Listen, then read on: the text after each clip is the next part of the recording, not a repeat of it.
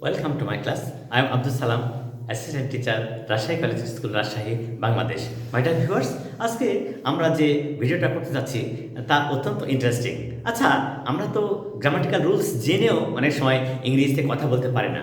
কারণ কি? কারণ হচ্ছে আমরা সঠিক পদ্ধতি ফলো করি না। কিন্তু আজকে ভিডিওটা এমন চমৎকার করব যে কিভাবে সহজে প্রশ্ন করা যায় এবং কিভাবে প্রশ্ন করলে তার উত্তরও পাওয়া যায় সেই নিয়ে আজকে কাজ করব। তাহলে আজকে আমরা ডাব্লিউএস কোশ্চেনের একটা বিশেষ অংশ নিয়ে কাজ করছি। তাহলে আমাদের আজকের বিষয়টা হচ্ছে WH কোশ্চেন। WH কোশ্চেন এইটা নিয়ে আমরা কাজ করব।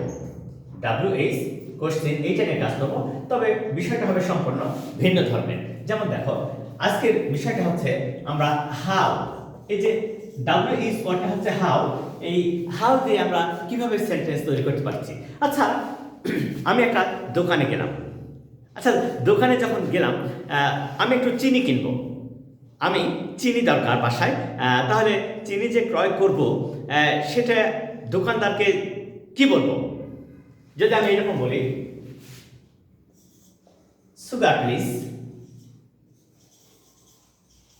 সুগার প্লিজ, অনুগ্রহ করে আমাকে চিনি দেন। কিন্তু চিনি তো তোমরা জানো যে এটা আনকাউন্টেবল নাউন এবং ম্যাটার নাউন। এটা আনকাউন্টেবল নাউন এবং ম্যাটার নাউন। ওই দোকানদারকে বলবে আমাকে 50 পিস চিনি দেন?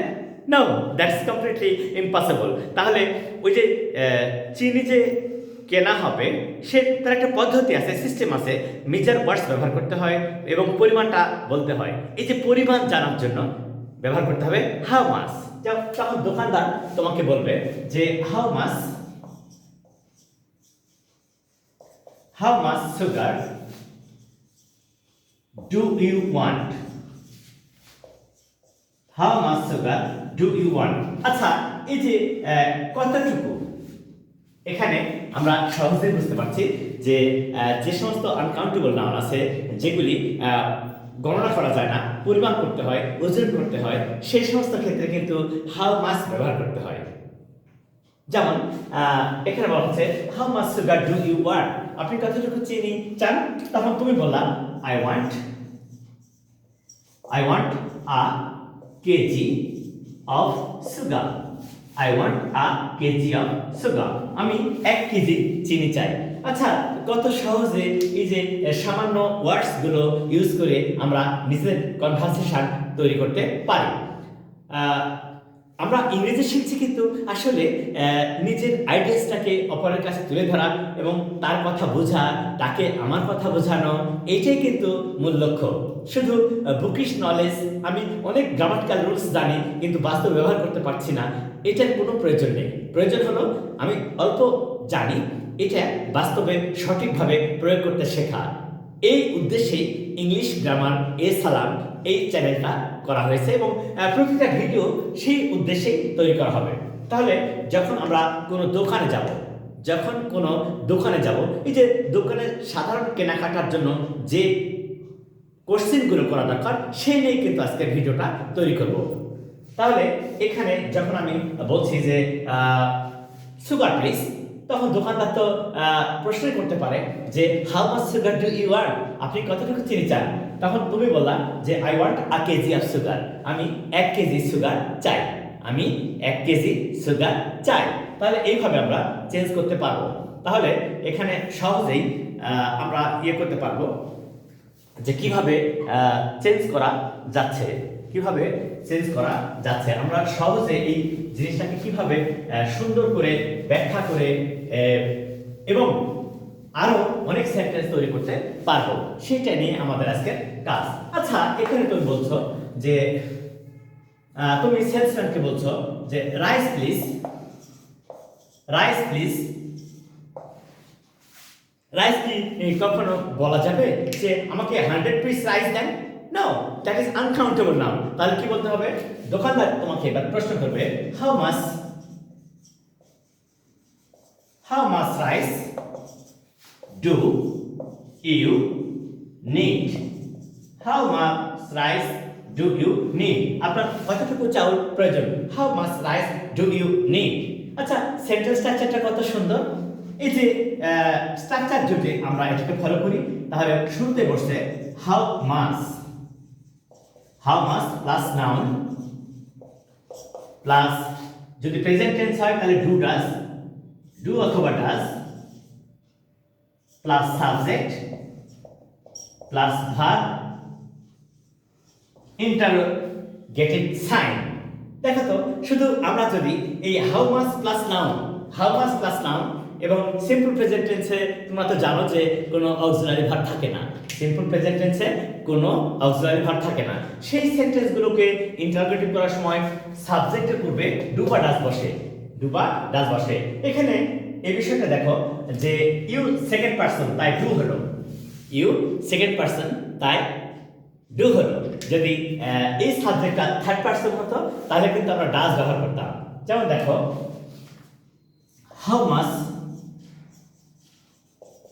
Much sweets does he want,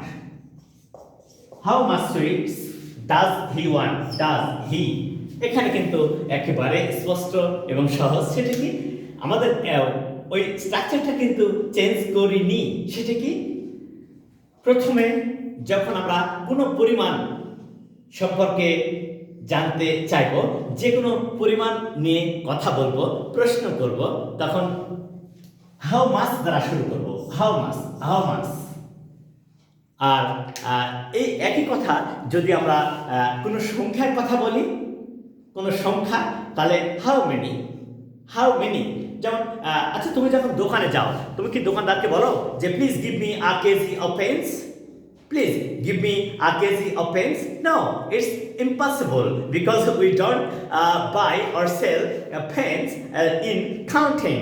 So we count it. We never weigh the numbers. It is number. How many pens do you want?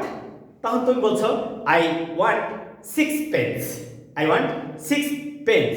তাহলে আমরা এখানে শিখবো, দেখো এটা কিভাবে সহজেই তুলে ধরা যায় সেই বিষয়টা নিয়ে একটু কাজ করি। দেখো তো তাহলে আমরা এখানে শিখছি যদি পরিমাণ বোঝায়, যদি এই বিষয়টা নিয়ে কোনো কিছু পরিমাণ বোঝায় তাহলে আমরা সবসময় হাউ মাস ব্যবহার করব, আর যদি কাউন্টেবল নাউন হয় তাহলে সেই ক্ষেত্রে ব্যবহার করব হাউ মেনি। যেমন দেখো তো হি ওয়ান্টস সাম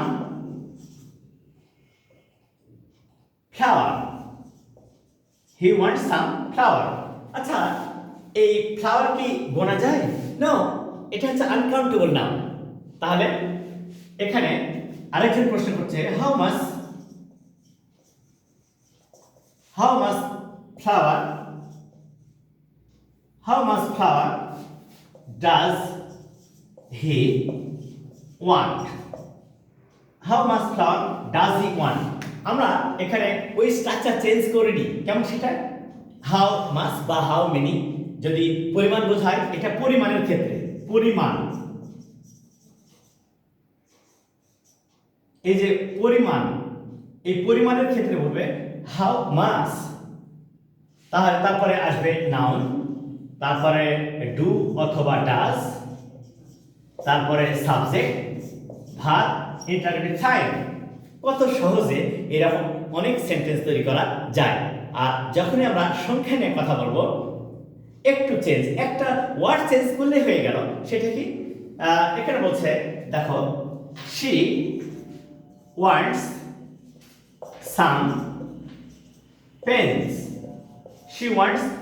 pens. তিনি কিছু কলম চান। she wants some pens. তিনি কিছু কলম চান। তাহলে কি হবে? এটাকে যদি আমরা WH কোশ্চেন করি, যেমন এটা আমরা WH কোশ্চেন করলাম, তাহলে এইটাই হবে how many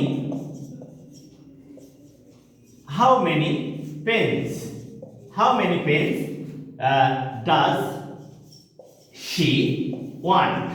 How many pens does she want?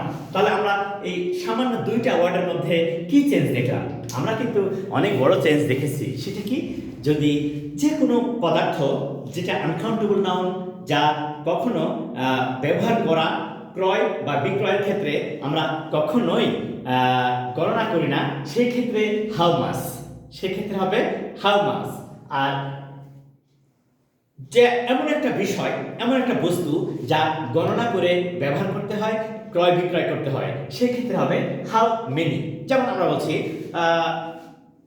তুমি একজন বিজনেস ম্যাগনেট, তোমার অনেকগুলো কার আছে, তোমার ফ্রেন্ডস জিজ্ঞাসা করছে যে how many cars do you have, how many cars do you have, তোমার কতগুলো কার আছে।